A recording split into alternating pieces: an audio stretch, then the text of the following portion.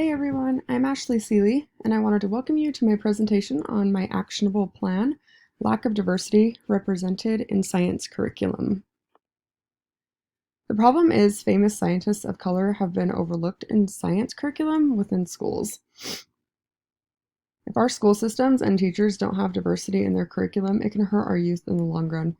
It can deprive our youth of the diverse world that we live in and the people of color who were involved in making it the great place it is today. It is important to engage our youth from an early age in a variety of races, ethnicities, genders, perspectives, backgrounds, religions, cultures, sexual orientation, along with different areas of expertise, so that they have a basic understanding of the diversity within our world. It is said that diversity leads to better science, and why do you think that is? Well, diversity brings about different array of ideas from different backgrounds, different areas of expertise, and the list goes on. Scientific progress can rely on problem solving and collaboration within a group, and more things are achieved with the more diversity that is in the groups. Creativity and innovation tend to have a wider range of expertise and come from more diverse experiences and backgrounds. If you have a lot of diversity in your group, there are more questions that are asked, which then helps drive science forward. Scientists seek answers to their questions in different ways that can be influenced by their values, and the new techniques can often lead to new knowledge. Different questions are asked by groups with more diversity that leads to new insights. Here's a brief overview of what I will cover in this presentation. The first section are the stakeholders who will need to be involved to make my plan of action take place, along with who I can talk to about my concerns and the lack of diversity among the science curriculum in schools. The second portion is some historical content, including some of the famous Black scientists that our children don't learn about in school. The third section covers the plan that was put into action and how it went. And the fourth and final section of my presentation is what long-term influence I feel like this plan of adding diversity into science curriculum will or could have. So who are the stakeholders? The stakeholders and who I can talk to regarding this issue include the school principal, the vice principal, the science teachers, and other science department faculty. The school principal can help bring about this action plan within the junior high with the assistance of the vice principal and the school teachers. The main stakeholder is my daughter's science teacher, who can create more diverse curriculum in her classroom and teach her students about diverse famous scientists instead of making her curriculum predominantly about white scientists. So I emailed my 14-year-old science teacher and brought the issue up with her, and she was concerned like I was, but never thought about it really much beyond that point. She said that she thinks it would be a great idea to include more diversity in schools, mainly junior high since that's where she works, but she would love to teach her students about all of the famous scientists from all of the races and ethnicities rather than having her curriculum more white-based. She also voiced her concern regarding Black History Month and since it really isn't anything in the schools anymore, and wondered the same thing as to why schools don't do anything for it, such as acknowledging it and having different curriculum to represent it. This quote by Albert Einstein caught my attention. Science is the attempt to make the chaotic diversity of our sense experience correspond to a logically uniform system of thought. Next is some historical content, including famous scientists of color and what they invented. Here's an overview of some famous scientists of color, including Marie M. Dolley, Garrett A. Morgan, Otis Boykin, May C. Jemison, George Washington Carver, and Marie Van Britten Brown. Marie M. Dolley lived from 1921 to 2003 and was a chemist, researcher, and activist who played a major role in characterizing histones. Histones are a type of protein that bundles our DNA into little coils, which then forms chromosomes inside our cells. Histones are a very important part of the expression of genes. Just depending on how tightly they are packed, your DNA, they determine whether specific parts of your DNA can be turned on, or expressed. What Dolley was famous for, including becoming the first African American woman to receive a PhD in chemistry in the United States, working closely with Dr. Quentin B. Deming, who was another scientist, and their work together helped to bring about a new understanding of how diet and food can have an effect on the health of the circulatory system and the heart. Dolly also worked as an investigator for the American Heart Association. Dolly researched several health concerns, including creatine uptake, protein synthesis, and the interplay of cholesterol and hypertension. Next, we have Garrett A. Morgan, who is an African-American inventor. Morgan is known specifically for the invention of the safety hood, also known as the gas mask or breathing hood, the mechanical traffic signals, along with hair straightening device and revamping of the sewing machine. And he was here from 1877 to 1963. What Morgan was famous for includes his biggest invention of the safety hood in 1914, which contained a canvas hood with two tubes. The safety hood had a device on the back that filtered the smoke outward while cooling the air inside. Morgan ended up selling the safety hood to the U.S. Navy, and the Army used them in World War I. The safety hood was also used in 1916 to save workers in the collapsed tunnel under Lake Erie. Morgan also invented the mechanical traffic signal, hair straightening device, and revamped the sewing machine.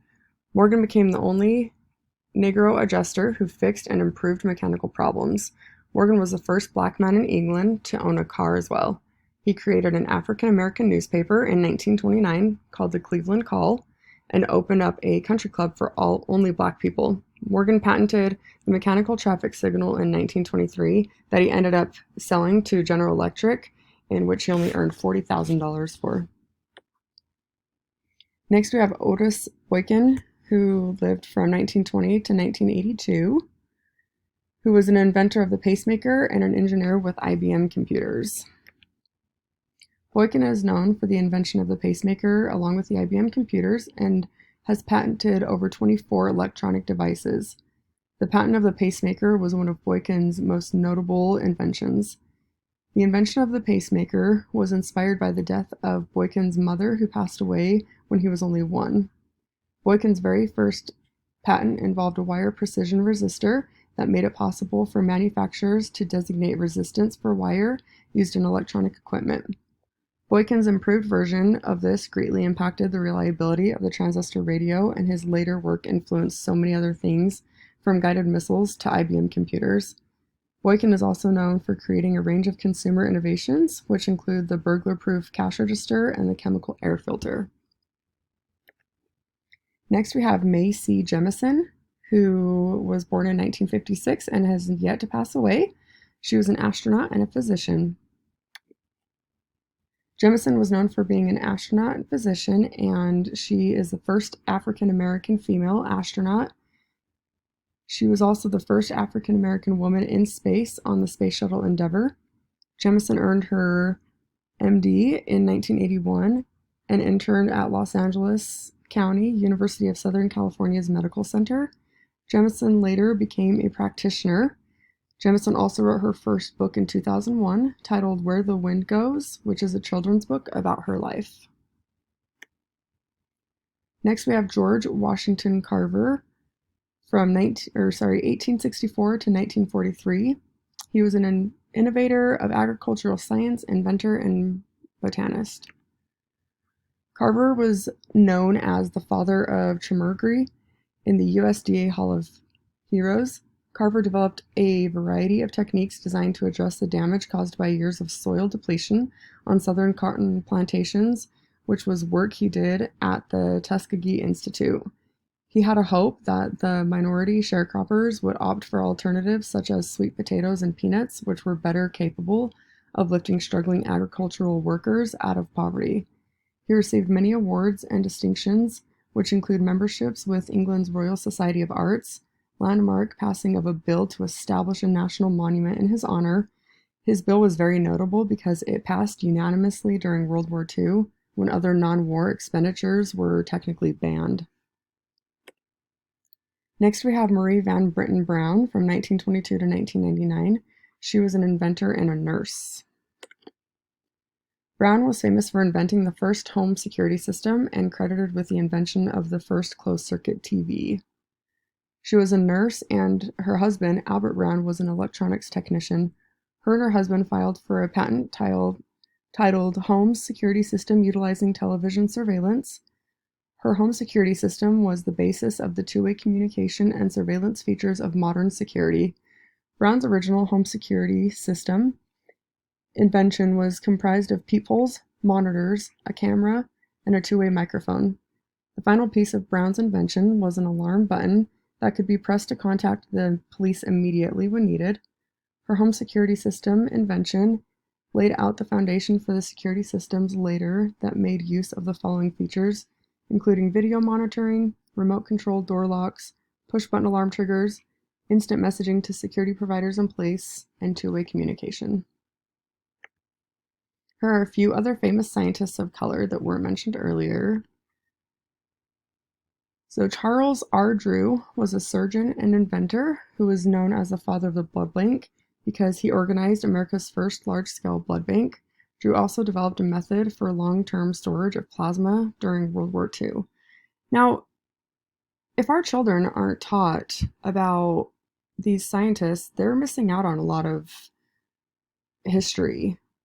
It's a big deal to know about these people and these inventions that they came up with, because where would we be today without blood transfusions and blood banks? And nobody knows where it came from if it's not taught in our school. Next is Charles H. Turner, who was a behavioral scientist who discovered that insects can hear. Turner was the first African American to earn a doctorate in zoology, and he did research to show that honeybees could recognize colors and patterns. I mean, this would interest our youth so much to just know who the person was that discovered that insects could hear and stuff about animals. It's very interesting at a very young age. Lastly, on this list, I have Patricia Bath, who was the inventor of the treatment for cataracts.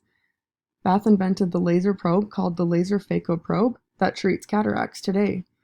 Bath was the first African American to complete a residency in ophthalmology. Where would we be without cataract treatment and eye surgery and all of these amazing things that all of these scientists of color invented and came up with and created? The plan put into action includes adding in more diversity into our junior high science curriculum, along with other school curriculum, teaching about famous scientists of color, including more races and ethnicities, implementing the curriculum change to have a diverse nature to help teach our children and youth about our diverse nation, and sharing this diverse science curriculum with other science teachers among other school districts and also statewide. Let's make this known everywhere that we need to have more diversity within our science curriculum in schools. How did the plan go? Well, to me, the plan went amazing. The stakeholders were very welcoming to my issue on there needing to be diversity within the science curriculum and were very acceptable to looking into what they can do to change this issue. The historical content I researched and all of the background provided there proves that there is a lot of missing famous scientists within the science curriculum that invented a lot of things that we use daily. We use computers, TVs, home security systems, phones, and insert pacemakers into our patients. We do so many blood transfusions all the time here in the operating room where I work. So where would we be without the invention of the blood bank? Where would we be without knowing who invented the blood bank? Where would we be without the invention of the pacemaker or cataract treatment? We wouldn't be able to do a lot of life-saving things we do in our career or have all the technologies that we use daily. This information is very pertinent for teachers to educate our children and youth on so that they can learn about more diversity and amazing inventions that were lost without the diverse lessons on famous scientists of color. Remember, diversity matters, and we all need to pitch in to help our children and youth about the diversity that surrounds them. We need to teach them and help them become more knowledgeable. It's never too late to lend a helping hand to bring the country to a more anti-racist place. Even if we all just pitch in a tiny bit, it can lead to a huge change later on. So that's the end of my presentation. Thank you all for watching, and I hope you all enjoyed the presentation, and I hope it interested you as much as it did me. So let's do our part in helping schools add more diversity into our children and youth science curriculum.